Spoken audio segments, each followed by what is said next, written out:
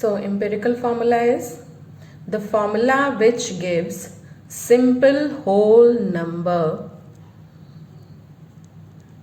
ratio between what? Ratio of atoms, okay, which are present in a molecule. This information we will be getting by empirical formula. Empirical formula basically हमें क्या information देता है? Empirical formula की help से we can know about the ratio of those atoms which combines together to form the molecule. Later on, while doing the numericals, you will be clear with this thing. Okay. Now next we have to discuss molecular formula. Now actually molecular formula is considered as the true formula for any molecule. Okay, so molecular formula is actually true formula of any molecule. Okay, now what molecular formula is representing? Empirical formula हमें क्या information दे रहा है? Empirical formula हमें केवल बता रहा है कि what are the different types of atoms present in the molecule and what is the actual ratio between them. ठीक है, वो केवल हमें रेशियो बता रहा है कि अगर हमारा carbon, oxygen and hydrogen present है मॉलिक्यूल में, so what should be the ratio of these atoms present in the molecule by mass. जैसे हम डिस्कशन कर रहे थे हमारे लॉज में, उन लॉज में क्या डिस्कशन थी? That all the atoms are combining together by using their simple whole number ratio by masses between them. Okay, so the same case is here.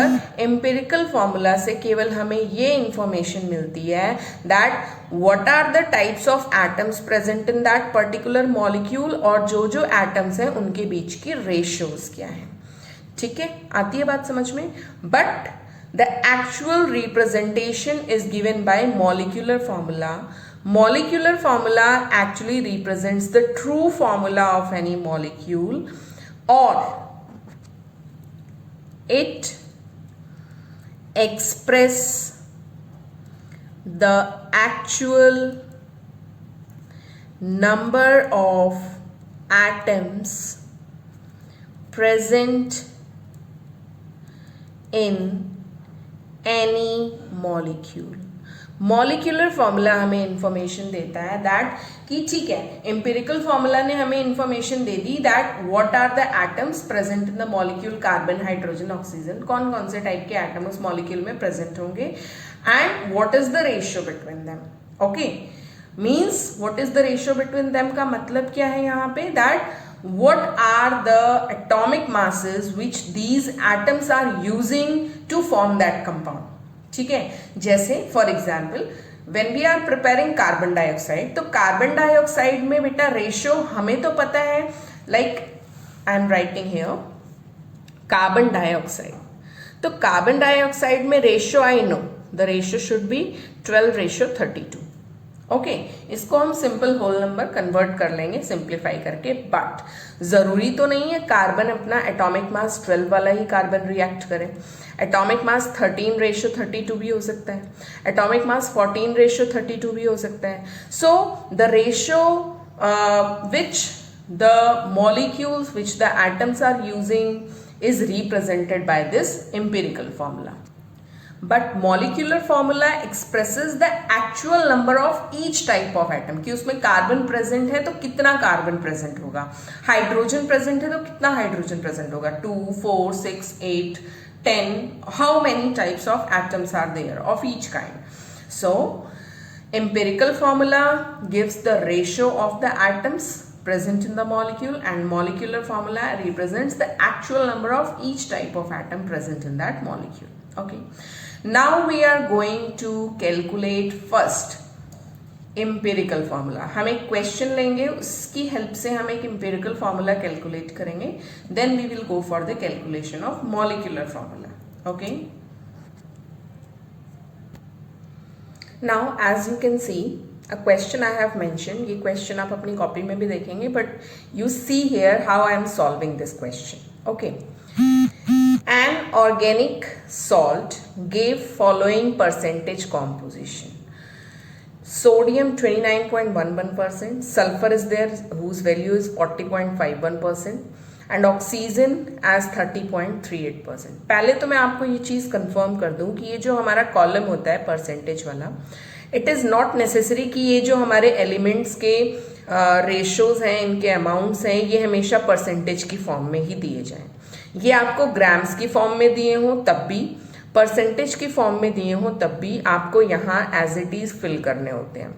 ठीक है, ग्राम्स की फॉर्म में दिए होंगे then you should be very much careful कि ये 3 या 4 या जितने भी एलिमेंट्स है सबका सम हमारा 100 होना चाहिए.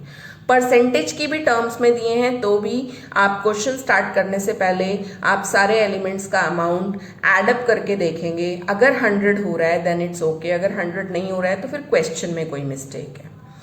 ठीक है, then we have to calculate empirical formula. बेटा, for calculation of empirical formula you see I have made all the columns. सबसे फर्स्ट कॉलम इज एलिमेंट. ठीक है, क्या क्या एलिमेंट्स हमको गिवन हैं, क्या उनके सिंबल्स हैं. नेक्स्ट इज देयर अमाउंट्स जो यहाँ पे दिए हुए हैं. एटॉमिक मास हमको पता होता है सारे एलिमेंट्स का. यहाँ से थोड़ा सा आपको ध्यान देना होता है, तो पहले यहाँ तक जो जहाँ में हमको कोई मेहनत नहीं करनी है वहाँ तक की इंफॉर्मेशन हम लिख लेंगे. And each and every question of empirical formula and molecular formula we will be doing by forming the same kind of columns. Okay, so let's start writing the things. First we are provided with sodium. I'm writing in short. Second, sulfur is there. Third, oxygen is there. Okay, next is symbol. Sodium का symbol sodium Na, sulphur is capital S, oxygen is capital O. ठीक है, ये हमने क्यों लिखे हैं, क्योंकि जो इनके आगे यहाँ फाइनल वैल्यूज आएंगी तो हम इनके सामने वही वाला नंबर लिखेंगे, वही उसका फॉर्मूला होगा.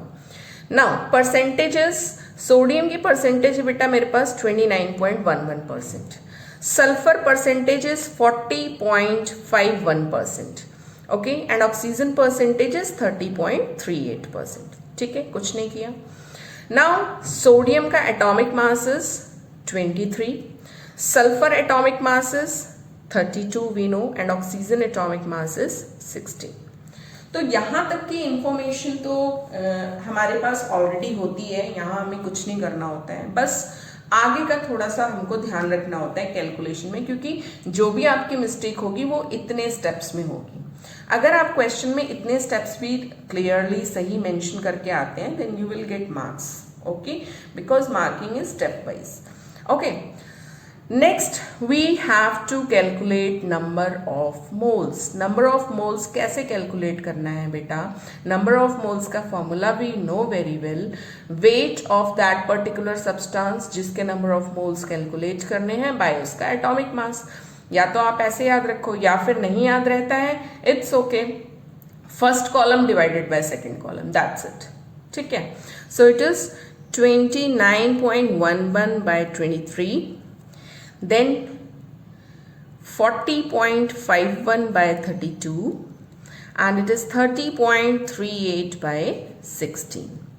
Okay, if I write the answers, 1.26 I get here. Here also 1.26 I got, and here 1.89. 1.9 भी हम लिख सकते हैं बट 89 ठीक है. हमने 2 डेसिमल्स तक यहाँ कैलकुलेट किया. अब देखो यहाँ से थोड़ा सा आता है कैलकुलेशन में मिस्टेक, बच्चों को कंफ्यूजन भी होती है कि अब इसके आगे हमने कैसे करना है. So see here, if we see all the 3 values, we have to select the smallest value from all the 3 or 2 or 4 or 5, whatever the values we are given with. ठीक है, तो 1.26 सबसे smallest है, तो we have to divide all other values with that value. 1.89 by 1.26 ये हो गया. So I'm getting 1, 1 and here 1.5. अब यहाँ पे आके everyone will be confused that what we have to do. अगर ये सिंपल रेशियो है, हमने क्या किया, हमने इसको सिंप्लीफाई करके इसका सिंपलेस्ट फॉर्म निकाल लिया, ठीक है. Now the question is what we have to do for writing the whole number ratios, क्योंकि formulas are also always coming in whole numbers, they never come in fractions और integers और anything else, ठीक है. So हमें इसको next whole number में change करना है. तो अगर आप देख रहे हैं first two I can write as whole number, but अगर आप थर्ड वाला कॉलम देख रहे हैं I can't write it as whole number. So to convert these things into next whole number ratio, अगर इस तरह से डेसिमल्स आए, we have to multiply all the values with any smallest whole number. तो हमारा जो 1 को छोड़ के और नेक्स्ट होल नंबर आ रहा है वो 2 है बेटा, ठीक है. तो हम 1 से इसको मल्टीप्लाई करेंगे, it 2, this is also 2 and it is coming out to be 3, ठीक है.